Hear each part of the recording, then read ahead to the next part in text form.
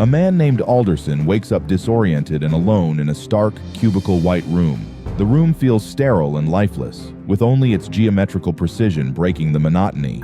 Hatches are at the center of every wall, including the floor and ceiling. 6 doors in total, all leading to the unknown. Confused but determined, Alderson begins his exploration, opening each door. The rooms beyond are identical but tinted in different colors: orange, green, blue, and red. His curiosity drives him forward, and after a moment of hesitation, he climbs into the orange room. But then, without warning, a hidden razor-sharp metal grate swings down from the ceiling. The trap activates in an instant, leaving Alderson in pieces. The room grows silent once more, as if nothing had happened. The cube claims its first victim, and its deadly nature becomes clear. Elsewhere, in another cubicle room, 5 strangers find themselves thrown together in the same unsettling environment. Quentin, a police officer with a take-charge attitude; Worth, a quiet and cynical man; Holloway, a passionate doctor; Wren, a seasoned escape artist; and Levin, a bright but nervous mathematics student. None of them remember how they got there or why they were chosen,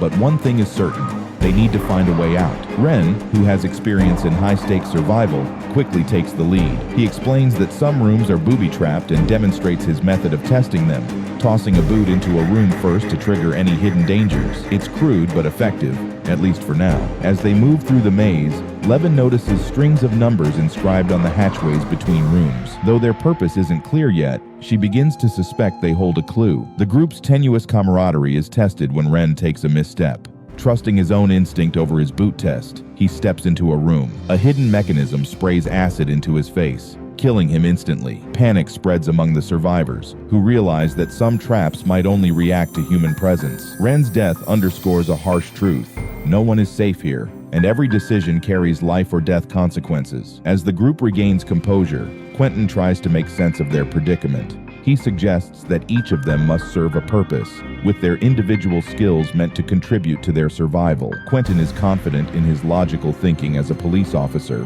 while Levin's mathematical background seems promising for solving the cube's mysteries. Holloway, skeptical of Quentin's assumptions, voices her belief that the cube is a sinister government experiment. Worth, meanwhile, remains evasive about his background, fueling tension among the group. Their journey takes an unexpected turn when they discover another occupant of the cube, a mentally challenged man named Kazan, who falls while Quentin is checking the ceiling hatch. Holloway insists on bringing him along, seeing him as vulnerable and in need of protection. The others reluctantly agree, though his presence complicates their already fragile group dynamics. Levin begins deciphering the numbers on the hatchways and hypothesizes that rooms marked with prime numbers might be the ones with traps. Trusting her theory, Quentin ventures into a seemingly safe room, only to be caught in a razor wire trap. Though he escapes with minor injuries, Levin's theory is discredited, leaving them back at square one. Frustration boils over, and cracks in the group's unity begin to show.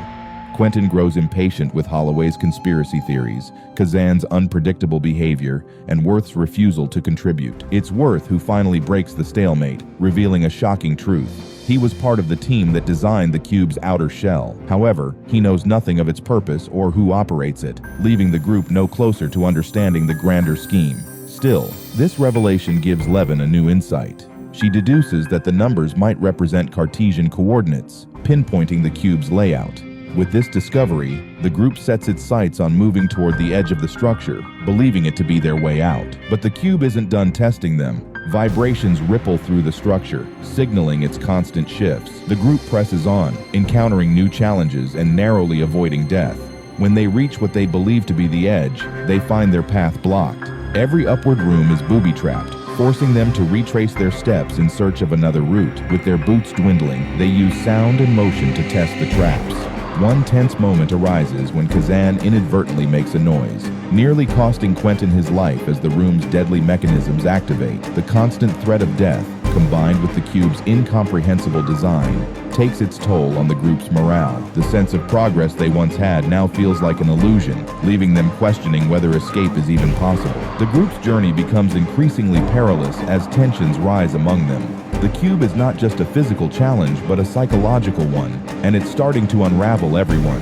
Quentin, still holding on to his role as the leader, grows increasingly authoritarian. His frustration with Holloway, whom he sees as a conspiracy-spouting burden, reaches a boiling point. Kazan's mental state, though largely benign, irritates Quentin further, while Worth's cynicism and seeming lack of effort provoke even more animosity. As they inch closer to what they believe is the edge of the cube, they discover a room unlike any they've seen before. A gap separates it from the outer shell of the structure. Excitement ripples through the group. They're finally close to freedom. But there's still one obstacle. The gap is too wide to cross unaided. Using their clothes to fashion a makeshift rope, they send Holloway, the lightest among them, to investigate. Suspended in the void, she reaches the outer wall and confirms their suspicions. They are indeed on the cube's edge. The sight of the endless void beyond is both awe-inspiring and terrifying. But the cube isn't done playing its cruel tricks. As Holloway swings back toward the group, the structure vibrates violently, almost knocking her loose. Quentin grabs her arm, holding on as she dangles precariously above the void. In a moment of chilling betrayal, he lets her fall, sending her plummeting to her death. The others, unaware of Quentin's true intentions, believe it was an accident. Quentin, now fully embracing a darker side of his personality, coldly rationalizes her loss and takes command once more. As they regroup, exhaustion sets in, and the fragile alliances begin to collapse. Quentin's behavior becomes increasingly erratic and domineering, particularly toward Levin. He tries to manipulate her, subtly implying that they should abandon the others and escape together. Levin, now distrustful of Quentin, looks to Worth for support. Worth, despite his earlier detachment, steps up to defend Levin and Kazan from Quentin's growing aggression. Their fragile unity shatters when Quentin snaps, physically attacking Worth and throwing him through a floor hatch in a fit of rage. To the group's dismay, they discover Ren's corpse below, a grim reminder that they've been traveling in circles. The realization dawns on them: the cube itself is not static. The rooms are shifting within the structure, rearranging in a maddening pattern that makes it nearly impossible to track their progress. What they thought was forward momentum was nothing more than the cube's cruel illusion. Levin, however, refuses to give up. Piecing together more clues from the numerical inscriptions, she begins to refine her theory about the cube's mechanics. She realizes that the traps are not triggered by simple prime numbers, but by powers of prime numbers. This breakthrough injects a glimmer of hope into the group. They now believe they can predict which rooms are safe to enter, giving them a chance to avoid further deadly traps. But Levin doesn't stop there. Her mathematical brilliance shines through as she digs deeper, realizing the numbers don't just indicate the traps. They also reveal the position of each room within the cube at any given time. With this knowledge, she hypothesizes the existence of a bridge room, a single room that, when the cube shifts, will align perfectly with the exit. The group's remaining strength is now focused on finding this elusive bridge room. As they navigate the cube's shifting layout, they rely on Kazan's hidden talent. Despite his mental challenges, he reveals himself to be an autistic savant with the ability to quickly calculate prime factorization, a skill that proves invaluable in deciphering the cube's deadly code. With his help, they narrow down their path, inching closer to what they hope is salvation. But Quentin, driven mad by the cube and his own growing paranoia, becomes increasingly dangerous. His belief that he alone is fit to survive pushes him to act against the group's best interests. The tension finally boils over when he lashes out, threatening Levin and Kazan. Worth, despite his injuries and general apathy toward survival, intervenes. A brutal struggle ensues, with Worth managing to incapacitate Quentin long enough for the others to escape into the next room. Quentin, however, is relentless. Determined to regain control, he catches up to them, his desperation fueling his pursuit. But Worth, clinging to life and purpose for perhaps the first time, seizes an opportunity.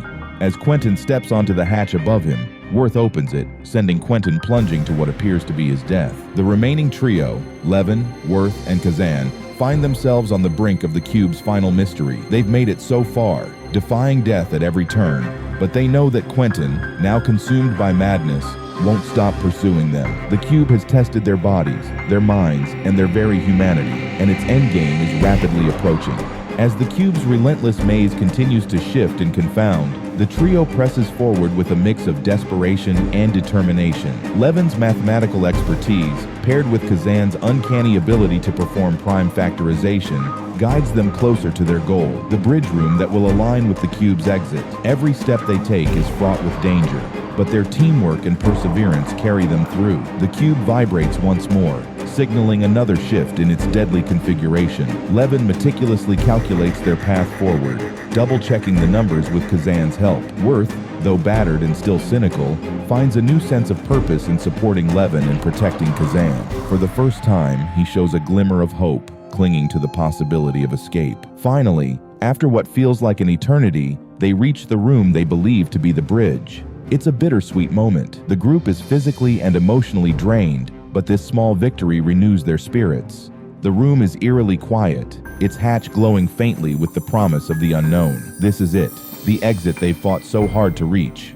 Levin and Kazan prepare to make the final step to freedom, but Worth lingers, his expression heavy with resignation. Worth reveals what he's been hiding all along, his profound sense of emptiness. He admits he has nothing to live for outside the cube. The irony is cruel. Despite his role in creating the structure's outer shell, he has no interest in escaping it. Levin pleads with him to reconsider, to find a reason to survive. But before their conversation can go any further, a chilling sound interrupts them. Quentin is back. He bursts into the room. Armed with a makeshift weapon, he fatally stabs Levin, her cries of pain echoing through the cube. Worth, fueled by a mix of rage and despair, confronts Quentin in a brutal struggle. Though Quentin overpowers him, Worth manages to hold his ground, buying time for Kazan to escape through the hatch to the outside world. As Kazan steps into the unknown, Worth uses his last ounce of strength to drag Quentin back toward the room's shifting hatch. The cube vibrates again, its mechanical groans growing louder as the walls begin to realign. Quentin struggles, clawing at Worth, but it's too late. The room shifts, and the hatch slams shut, crushing Quentin between its deadly panels. Now alone with Levin's lifeless body, Worth collapses. His injuries and exhaustion finally catch up to him, and he succumbs to his fate, lying still as the cube shifts one last time. Meanwhile, Kazan steps fully into the light. What lies beyond remains a mystery. But for Kazan, the cube's nightmare is finally over. He's the sole survivor of a harrowing ordeal that tested every limit of human endurance and spirit.